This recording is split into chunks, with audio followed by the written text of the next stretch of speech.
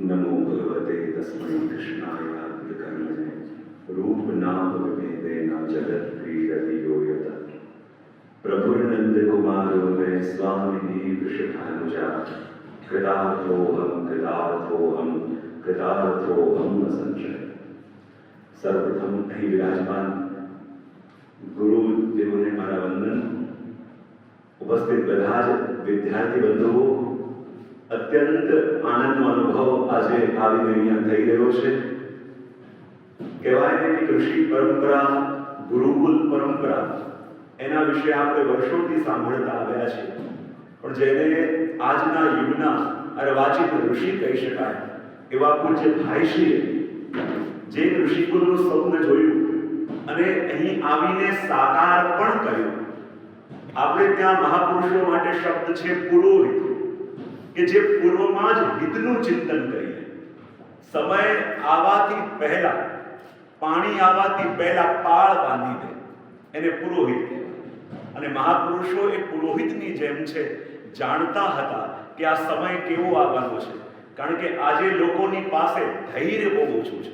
અને ગુરુજી હમણાં જ કહેતા હતા કે અમારે ત્યાં વ્યાકરણ કમ્પલસરી છે, અને આજે સૌથી વધારે સમસ્યા આપણે જોઈએ છે, ક્યાંય બ્રાહ્મણ બાળક હોય, થોડો સમય વ્યાકરણમાં પ્રવેશ કરે, સંજ્ઞા પ્રકરણ થાય, પણ અજંત પુલ્લિંગ આવતા આવતા ધૈર્ય ખૂટે, અને ધૈર્ય ખૂટે યા તો જ્યોતિષમાં યા પછી કર્મકાંડમાં।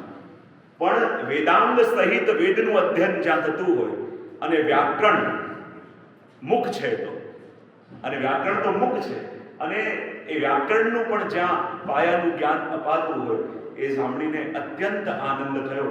અને આ ભૂમિની પવિત્રતા, અહીંની દિવ્યતા જોઈને એવું જ લાગ્યું કે ફરી એકવાર પ્રભુ દર્શન કરે, અને પ્રભુને અહીં હરિમંદિરમાં તો બિરાજે છે, પણ એવું સ્થાન છે કે પ્રભુને ફરી આ સાંજની પીમાં વિદ્યાર્થી કરીને ફરી અભ્યાસ કરવાનું મન થાય।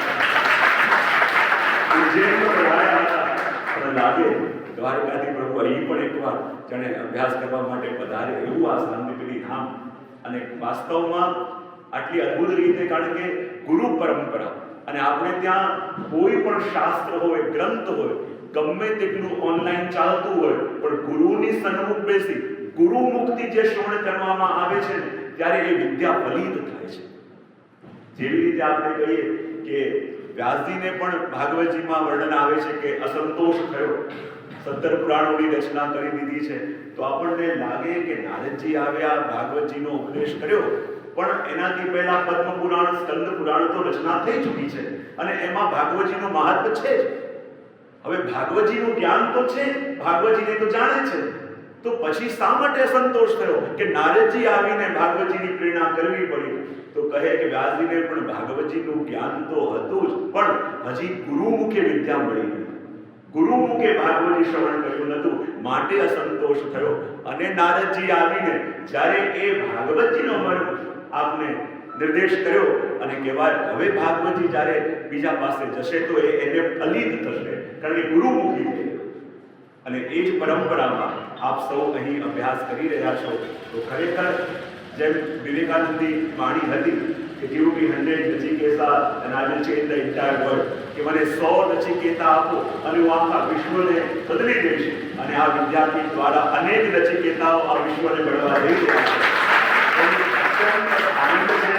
અહીંના બધા જ પ્રાધ્યાપકોને હું ખૂબ વંદન કરું છું, અને ખરેખર જે સ્વપ્ન દ્રષ્ટા છે એવા પૂજ્ય ભાઈશ્રીના માટે તો આ આખી સનાતન સંસ્કૃતિ હંમેશા માટે ઋણી રહેશે, કે આપણી સંસ્કૃતિને માટે આવા સુંદર શાસ્ત્રને જાણનારા, કારણ કે આપણે ત્યાં આપણી પરંપરામાં ભગવાનને ન માને એ નાસ્તિક નથી કહેવાતો, વેદને ન માને એ નાસ્તિક કહેવાય છે।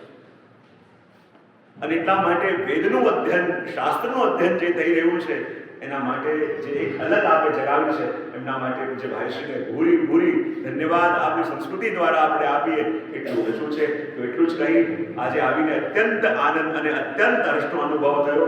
પછી પણ જ્યારે પણ આ આસપાસ ક્ષેત્રમાં પણ જ્યારે આવવાનું થશે, પણ આ સ્થાનમાં દર્શન કરવા જરૂર આવીશું, એ વિશ્વાસ સાથે અહીંયાથી આપ સૌની રજા લઈએ છીએ।